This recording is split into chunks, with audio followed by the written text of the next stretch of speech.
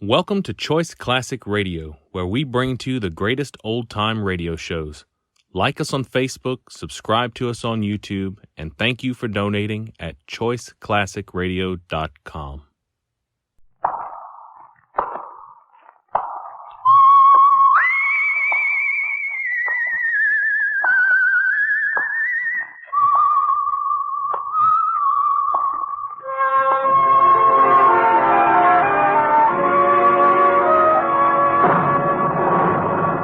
The Adventures of the Saint, starring Vincent Price.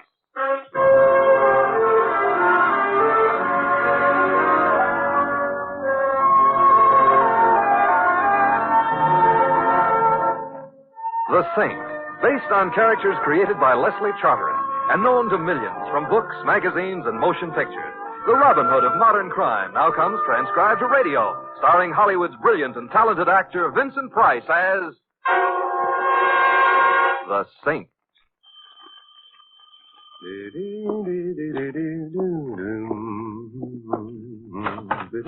Hi, Mr. Templar. Theodore. Excuse me while I drag her in, huh? Drag her. Oh, yeah. Yes, she is in. Good. She is a very nice tuba, Mr. Templar. Perhaps. I will take her out of the case now and... Theodore, if you lift that confounded thing to your lips, you're a dead man. You do not have to get violent, Mr. Templar. I don't. Theodore, you forget that on one occasion you trapped me. I have heard you play that thing. Well, I have never before nor since wanted to be deaf. Well, Mr. Templar, I have been practicing since then. Are you trying to tell me you now play better? Well, louder. Goodbye, Theodore. I have got a problem. I don't doubt it. But not what you think. It ain't the neighbors. Oh, they've all moved out, huh? The landlord nailed my windows down. He's a man of genius. My problem is something else.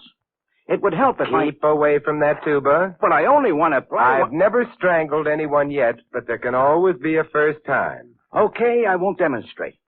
But you heard me play. 5 years of my life went down the drain on that unhappy day. What did I play for you? It had a title?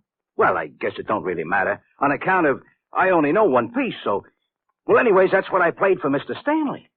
Who immediately and no doubt happily proceeded to return to Africa, yodeling for Livingston. Nah. Mr. Stanley is hard of hearing? No. He is a maniac? Nah.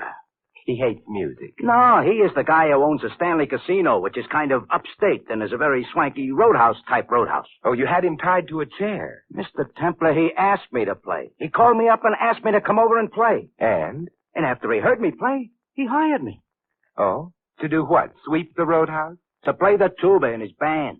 You know, it doesn't happen very often, but tonight it's happened. Words have failed me. Not only has Mr. Stanley hired me, but he is going to pay me $100 a week. And not only is he going to pay me $100 a week, he also handed over $100 in advance.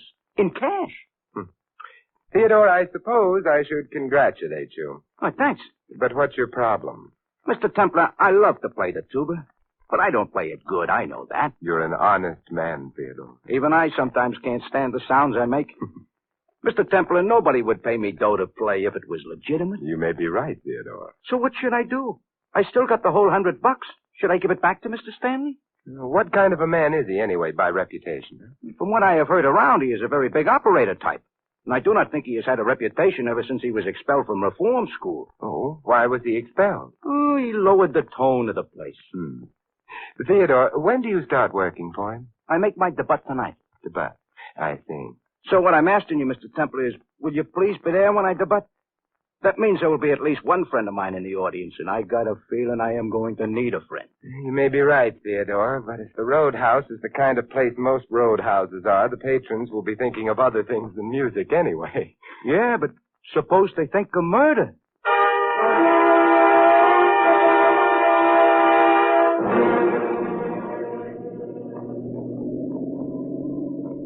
Mr. Templar, Yes, Louis?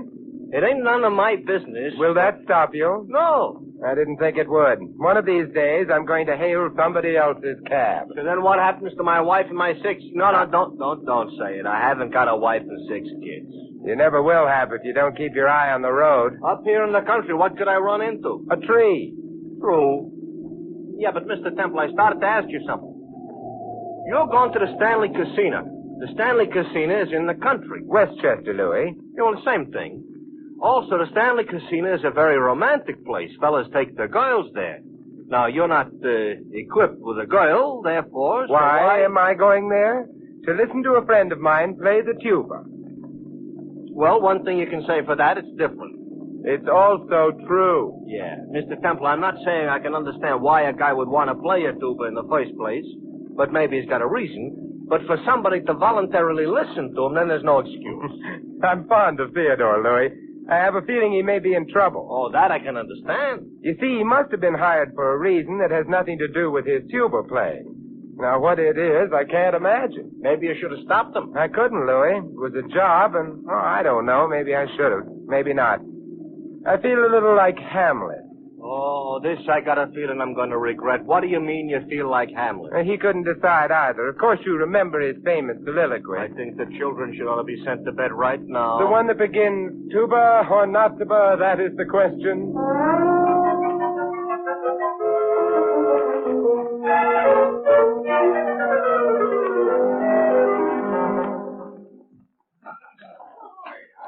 Oh, it's a nice joint, Mr. Templar. So it is. Nice of you to ask me into dinner.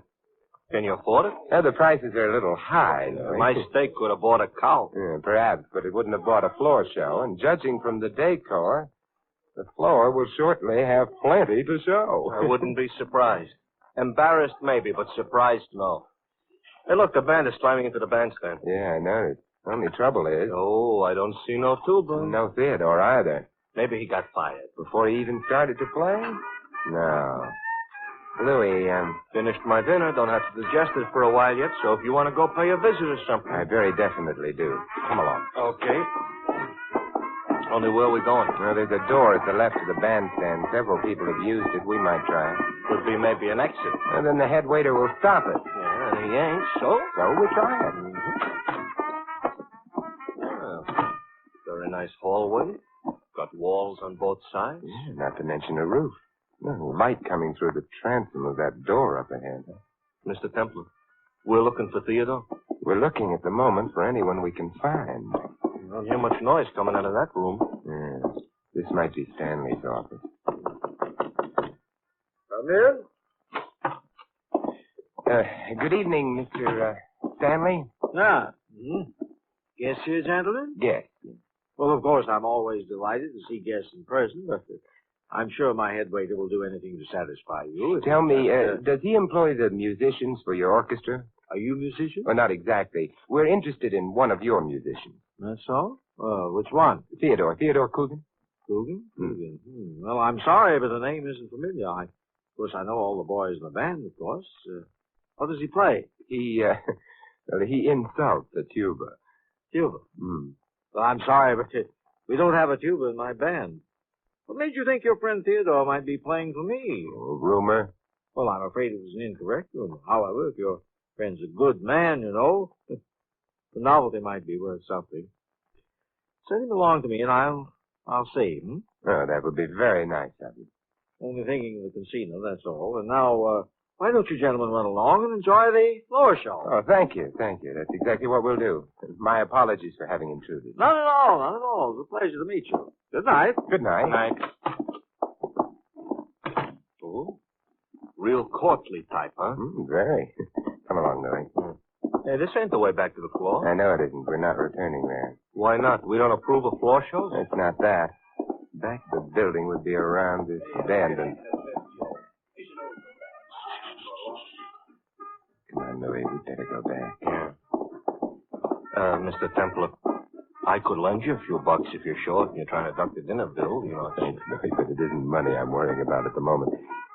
This leads right back to the casino floor, which is bad. Therefore, we're left with, that staircase. We go up quickly. Okay. Of course, we don't know what's upstairs, but at least we may not be expected there. Is that good? Better than what's likely to happen downstairs. What makes you think something's liable to happen downstairs? The instant I mentioned Theodore to Stanley, he casually pressed a button at the side of his desk, a button which I suspect is his equivalent for a danger signal. Danger to who? I'm afraid, Louis, to us. Oh. Only the landing and...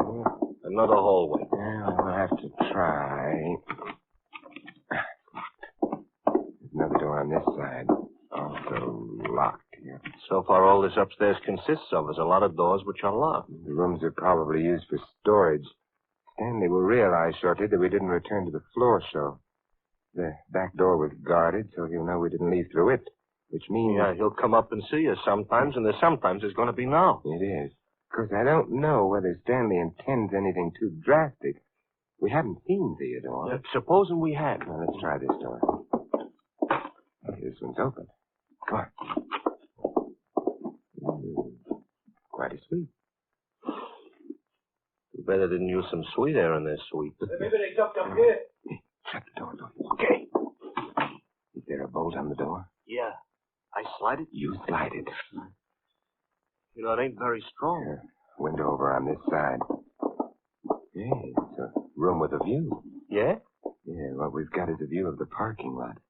Directly below the window is an extension of the building proper. Mr. Temple, this is the time to get architectural. The window. Oh, it's cold out. Right. Out, Louis. The roof of the extension is only a few feet below. So it's out. Good. It's a solid roof, Mr. Templar. Good. Move over. So we're out on the roof. So? Hey, wait a minute, Louis. Huh? Someone down there in the parking lot. Oh, yeah. And even from here, I can see he's carrying something besides small change in his right-hand coat pocket. Armed and unquestionably forewarned. Room service back in the room is getting impatient. Only a short drop to the ground. Louis, jump down. Jump? But... And let that man down there come to you. You stay right down below the edge of the roof. I'm calling you. Louis, hurry. Okay. Hey, you. For me? Don't move. Never broke a lease in my life. Keep your hands away from your pocket. Yeah, but they're in my pocket. I said. Okay. I heard what you said. Well, here goes. Mr. Temple, you didn't say 4, and you landed right on him. Hey, he's out cold. Come on, Louis. Yeah, I already located it. It's over to the left. Come on, let's take a cab, huh?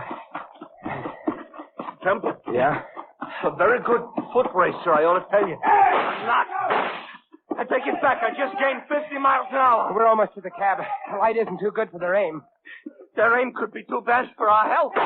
Ow! Hey, Louis, were you hit? No, they scratched the fender. I just painted I'll it. buy you a new fender. Quick, Louis, in. Yeah. What? Well, come on. Mr. Tempter, did we stop at a gas station on the way out here? Yeah, the one with the flying red horse just outside the city. We should have taken the horse. Oh. No, we're going. Those bullets are breaking the speed limit. Oh, boy, I think we're out of range now. As long as we ain't out of gas. Hey, Louis. What? I just remembered. What is it, Mr. Temple? What happened? I forgot to pay the check.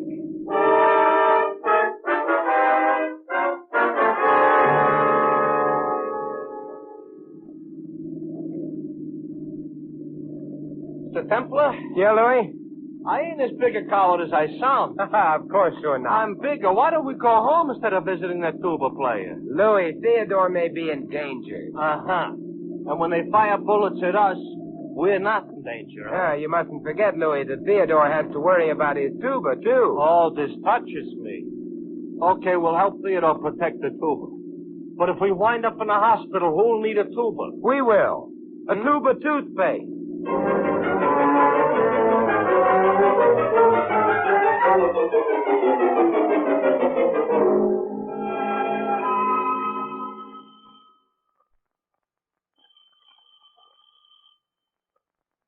I guess he ain't in, Mr. Temple. Apparently not, however. Hello. Ooh. That's a tuba player? Good evening. I'm Simon Templer. This is Louis. I'm the Queen of Transylvania. But don't let that bother you. Oh, may we come in? Of course. The king is out of town. Now, there's only one trouble about being the Queen of Transylvania. What's that? There is no such place as Transylvania. You're bright. But I didn't want to frighten you outside. Or upset the neighbors with your gun. I always worry about the neighbors. And now that you have your gun pointing at me, what am I supposed to worry about? A good explanation of why you're looking for Theodore. Why does that concern you? I don't think I like people who go around looking for Theodore. Maybe they can't help it. It's a neurosis or something. Yeah, I might want to offer Theodore a job. Doing what? Well, playing the tuba in an orchestra. And I'm the Queen of Transylvania. You'll have to do better than that, Mr. Templar. Hey, that car. Unless I'm guessing badly, the number of people you dislike is shortly going to be increased. I don't... That car which just stopped outside may be bringing more seekers for Theodore. Don't move, please. See anything interesting through that window? Car just stopped here. Somebody's getting... Oh. Both of you stay where you are. And don't try to follow me. Hey, look at it. Went right out the back door. That's not polite. No point in following her. I'd rather find her than Theodore. There must be anything. another room. That door. You still think maybe Theodore is here? I don't know. This is the bedroom. Oh, well. Well, you found Theodore? On the bed, Louis, lying on a lovely white sheet. Whoa. You've been shot full of holes. Don't look good on him. No, he's dead, thoroughly dead, but that's not Theodore. The doorbell. Undoubtedly Mr. Stanley and his friends, however. Mr. Templar, this is no time to pick a corpse's pocket. The wallet. Yeah. All right, come on. We may still make it if they haven't put anyone on the back door. And if they have? Let's not cross any bridges until they collapse under it, huh? Something with what you just said. Clear out here. Fire stage, yeah. Yeah, I know. No bridges. We ought to be able to make it out of the building. You know something? This is one time I would like to run into a cop who'll ask me where's the fire. There's a more important question, Louis. Where is Theodore?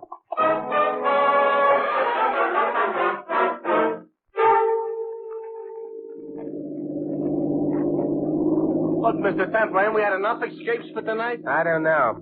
Louis, the corpse back in Theodore's apartment was a man named Max Carter. Oh, that's why you swiped his wallet. There wasn't nobody around to introduce him to it. Yeah, that's right. Does that wallet also tell you why he was murdered? No. Therefore, Yeah? suppose we stop at the nearest drugstore. Mr. Templar, I couldn't eat a thing. That's not what we need a drugstore for. Now, look, there's one up ahead, Louis. Okay. Hey, no, Mr. Templar. Wouldn't you have thought that whoever killed that Carter guy could have been smart enough at least to swipe the wallet so that the body wouldn't have been immediately identified? No. I suspect it was very important to the killer that the body be identified, and quickly. I will say aha. Aha. This makes me sound smart, like I understood what you said.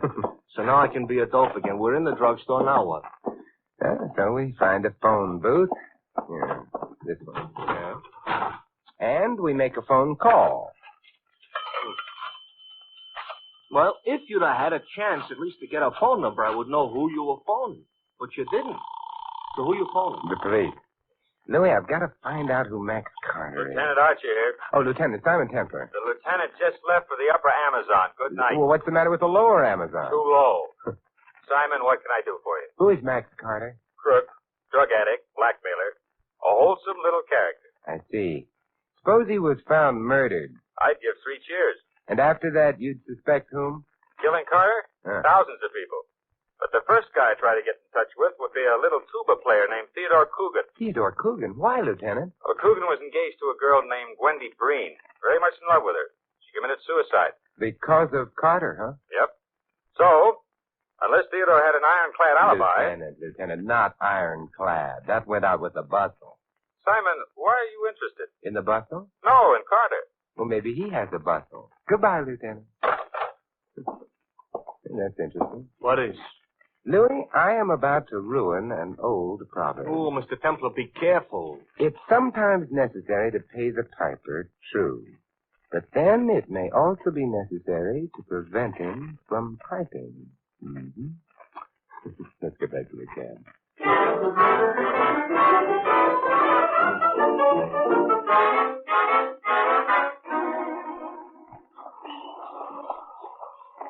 Did the lieutenant mention why he would suspect Theodore? Yes, Carter was the reason for his suicide of a girl named Wendy Breen. Theodore was going to marry her. Oh, that's plenty motive. Yeah. Okay, the cab. Well, where to? Oh, twice around the park. What? Mr. Templar, you're not the man you used to be. Don't be silly, Louis. The Queen of Transylvania has joined us. Uh-huh. I've been following you two. Well, we're flattered. When you stopped, I paid off my cab and decided to use yours. Oh, cozier? Cheaper. Mr. Templar, why were you looking for Theodore? I wasn't. Not in his apartment, at any rate. What were you looking for? You know that as well as I do. You better tell me anyway. You know, you really should have words with your dressmaker. Your revolver's showing again. Besides, do I really have to tell you? You were in the bedroom. No, I didn't have a chance to look. Go on, start the car. I start, Mr. Templar? You start, Louis.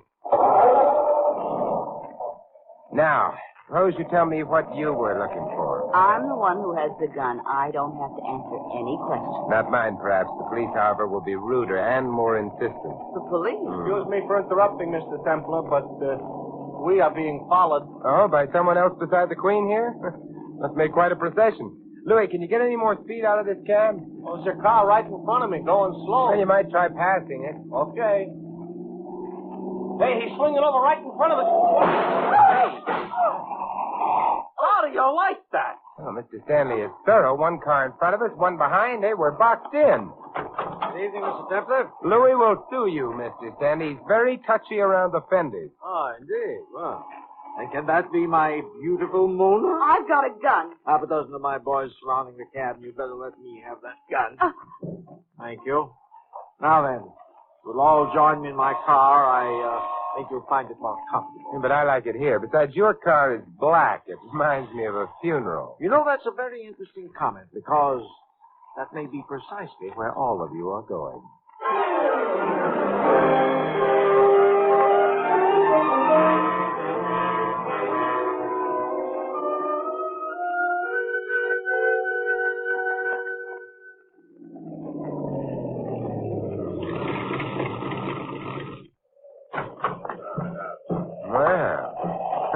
Stanley Casino, huh?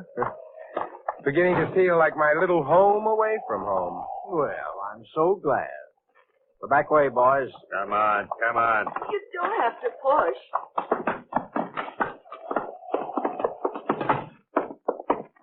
My office. No one minds. Oh, no, my love? I don't mind. Good. Is she going to ask me to? No. But I mind. Shut up. All right. I just don't like to be overlooked. Now, make yourselves comfortable. My boys will remain here to keep us company. Now then, what to do about you? Not quite yet. Mr. Stanley, I need 5 minutes of your time. 5 minutes? Well, I might be able to spare them. Why would Mona here have wanted Max Carter dead? An interesting question. I suspect he was blackmailing her. Mona has been a naughty girl, on occasion. Then she was in Theodore's apartment in order to I kill... wouldn't kill Theodore. We're friends. I beg your pardon. I hadn't been thinking of Theodore, however. Mr. Stanley, had you also tired of paying Carter off? The tense you're using bothers me, Templar. Oh, stop. You know as well as I do that Carter's dead. Oh? But, Mona, you told Louis and me that you hadn't been in the bedroom. How did you know Carter was dead? I just guessed. That's a very tired attempt, Mona. You know, Templar, you're the bearer of very welcome news. I am? Then Carter was blackmailing you, huh? Discreet silence. However, it's no longer worrying you, with Mona's admission. And by the way, Theodore must be on his way home now, huh? I wouldn't be at all surprised. Although I can't understand why you assume I know anything of Theodore's whereabouts. No? Well, in that case, we may as well leave. Yes, I think so. Will you drop Mona off at police headquarters? I didn't kill Carter. I would have liked to, but he was already dead. My dear girl, I suggest that you save that impassioned cry for the jury. What jury? The one that will try her for the murder of Max Carter. Oh, but she won't be tried for that. She didn't murder Carter. Well, I thought... I'm sure the police would prefer Theodore. Theodore? Of course, Louis. We know he had a magnificent motive. Lieutenant Archer himself said Theodore would be in line for the chair unless he had an alibi. Yeah, but he's got an alibi. No. What Theodore will try to say is that he was hired as a tuba player by Mr. Stanley here. Came to the casino, but instead of being permitted to play, he was bundled into a car, driven about for hours, and then released. Well, that would give him an alibi. If he were believed. But his alibi depends entirely on whether or not Stanley really hired him. Mr. Stanley has already told us he didn't. Yeah, but he could be lying. Possibly, but after a jury heard Theodore play the tuba just once, whom would they believe? No one would believe Theodore. So? Theodore would stand a very good chance of dying in the electric chair. However, oddly enough, Theodore will be believed. Having fun, Templar? First you pinned it on Mona, then on Theodore. Now suddenly you're changing your mind again. What's the idea? You'll be believed because first I shall corroborate his story. The jury could think that you were perjuring yourself for a friend. No. Because you see, Stanley, other people besides Mona and Theodore wanted Carter dead. Let's suppose that one of them got Theodore out of his apartment and then put Max Carter's already dead body in there. That would put Theodore, if you'll pardon the expression, on the spot. Well, how would this theoretical person get Theodore out? By making him a fake offer of employment, by seeing to it that no one would later believe in that offer, by also making sure that Theodore would have no alibi for the critical time. Mm-hmm. That person, according to you, could only be myself. Well, that's a clever theory. More than a theory, Stanley. Carter was shot full of holes. That's how I described it. Yet the sheet on which he was lying on the bed in Theodore's apartment was a lovely white sheet. That's how you described it. But it should have been red with Carter's blood. Therefore, Carter was killed elsewhere and moved to Theodore's apartment. That does it, Templar, I'm afraid. You'd been bright enough to keep your mouth shut. What's that? I suspect it's the police. I didn't notify them earlier because Theodore was in your hands. What I did do, however, was leave a matchbook in Carter's pocket. A matchbook? Yes, one supplied by your management when Louis and I dined here. I knew your plan called for one of your men to notify the police anonymously of Carter's death in Theodore's apartment. Therefore, Okay, open up. You're having company, Mr. Stanley. You'd better open the door. They're calling for you.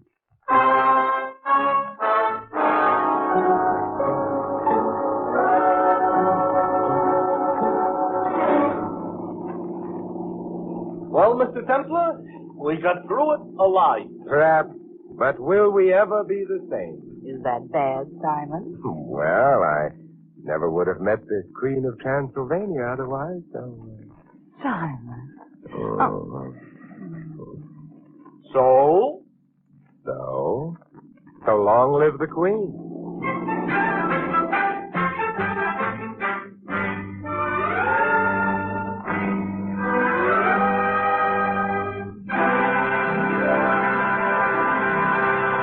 You have been listening to another transcribed adventure of the Saint, the Robin Hood of modern crime. Now here is our star, Vincent Price. Ladies and gentlemen, almost by definition, freedom has been an integral part of America. It is the foundation upon which our political philosophy is based. And now we must reaffirm our faith in that philosophy. This is the sentiment expressed by the Crusade for Freedom. The purpose of the crusade is simple. First, to bring moral and financial support to a radio station operating in the heart of Europe itself. A radio station which gives the communist-dominated countries a chance to hear the voices of their exiled democratic leaders, to tell the world just what America stands for, and to bring the truth to the ears of subjugated Europe. To reaffirm your faith in freedom, join the crusade for America, for all humanity. This is Vincent Price inviting you to join us again next week at this same time for another exciting adventure of the Saint. Good night.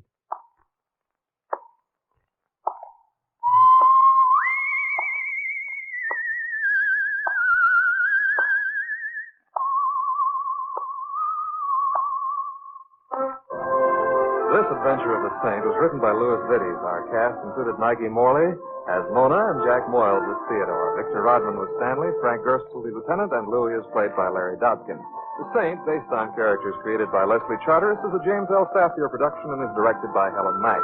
Vincent Price is soon to be seen with Errol Flynn and Michael Imprell in William Marshall's production of Bloodline. Saint fans will be glad to know that the comic books are now available on the newsstand. 3 chimes mean good times on NBC. Today, Cary Grant and Betsy Drake star in the premiere of a delightful newcomer to the NBC Sunday lineup, Mr. and Mrs. Blandings. It's top listening, so be sure to hear the Cary Grants as Mr. and Mrs. Blandings later on NBC.